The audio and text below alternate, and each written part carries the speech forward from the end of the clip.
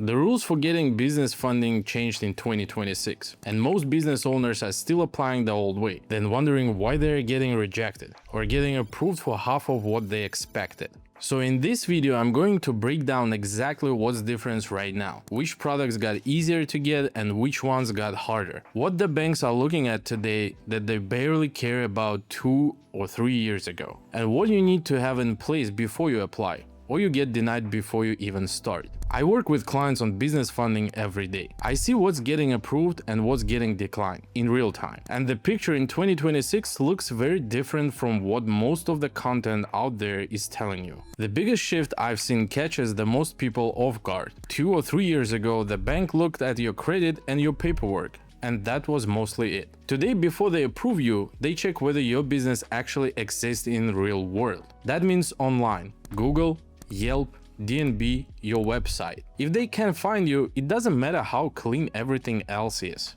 Let me give you a real example. I had a client recently who had everything right.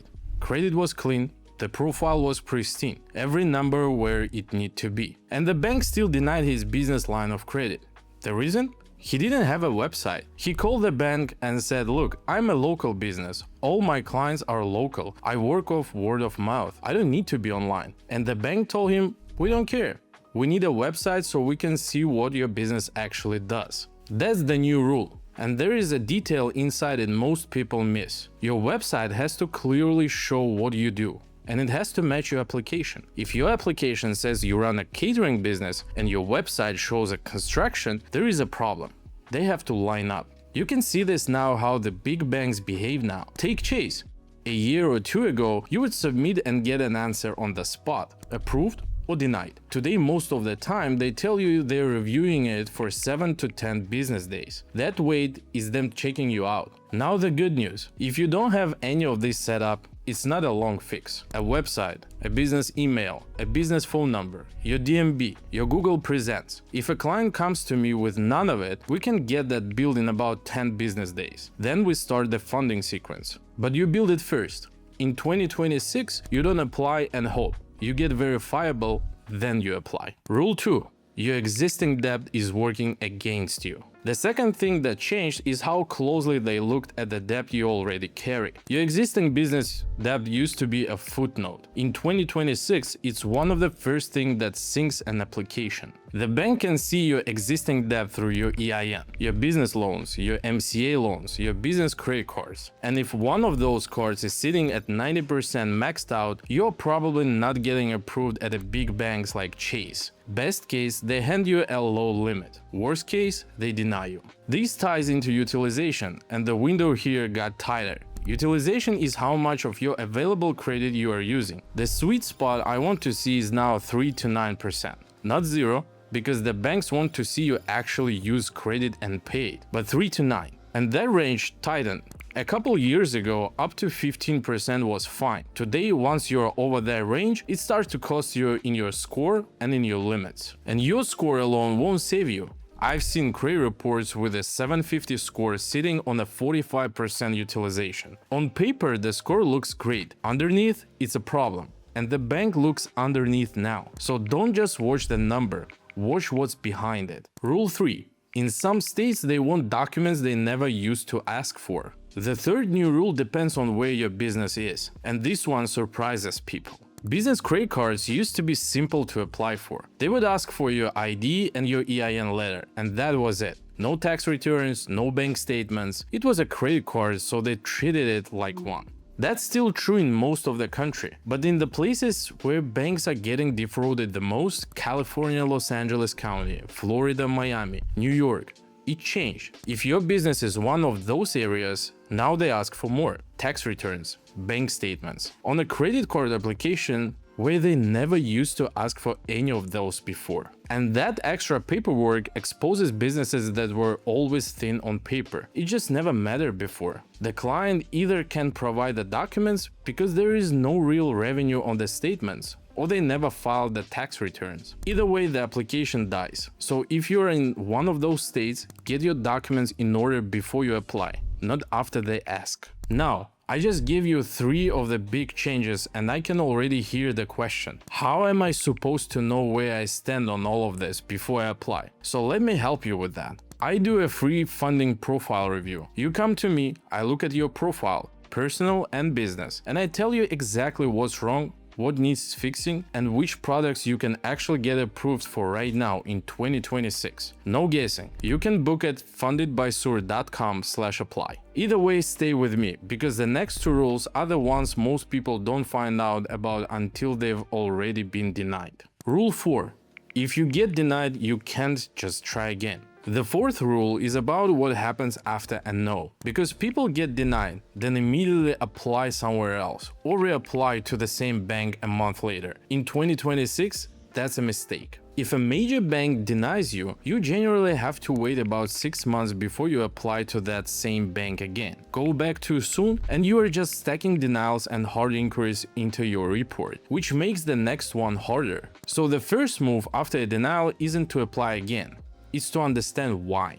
Was it your personal credit profile, your business credit profile, or did you just put the wrong numbers on the application? Until you know that, you are guessing. And this is really the rule underneath all the others. What I do today that I didn't have to do 2 or 3 years ago is build a full picture of a business before we ever touch an application. The personal credit optimized first, then the business credit profile checked across DMB, Experian Business, and Equifax Business. So there are no collections or late payments hiding on it. Then the business itself, the website, the phone number, the email, the Google Presents. All of it line up first. In 2026, the preparation is the application. One more thing, and I need you to be honest with yourself here. Some clients have a collection sitting under their business and they don't mention it. Then we apply and we get denied everywhere else because of that one thing. The bank is going to find it, so you are far better off putting it on the table on day 1.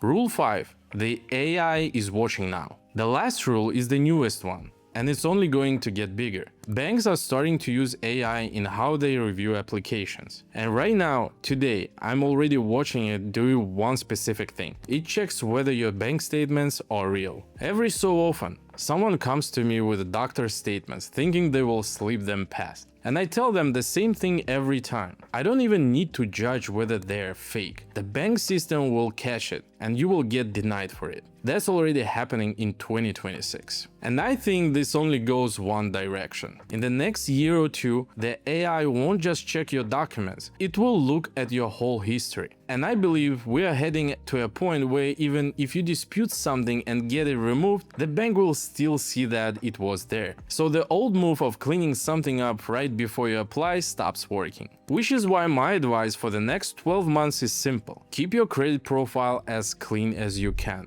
as long as you can, with no derogatory marks. Not right before you apply, all the time, because the system is going to have a longer memory than it used to. So let me show you what all of this looks like when it goes right, because that makes the rules concrete. In the last 60 days, my strongest result was a client we got approved for a $75,000 Chase business credit card, and that was just the first card. His profile going in was about as clean as it gets. Around 3% utilization, 7 years in business, an 820 personal score with about 120,000 in personal credit limits behind it. That's what a pristine 2026 profile looks like. But the second result is one of that matters more, because it shows the new rules doing the work. I had another client, 3 years in business, a 720 score, and 12% utilization. By the old rules, that 12% is over the line, and plenty of people would have told him to wait. We got him approved for $45,000 card anyway.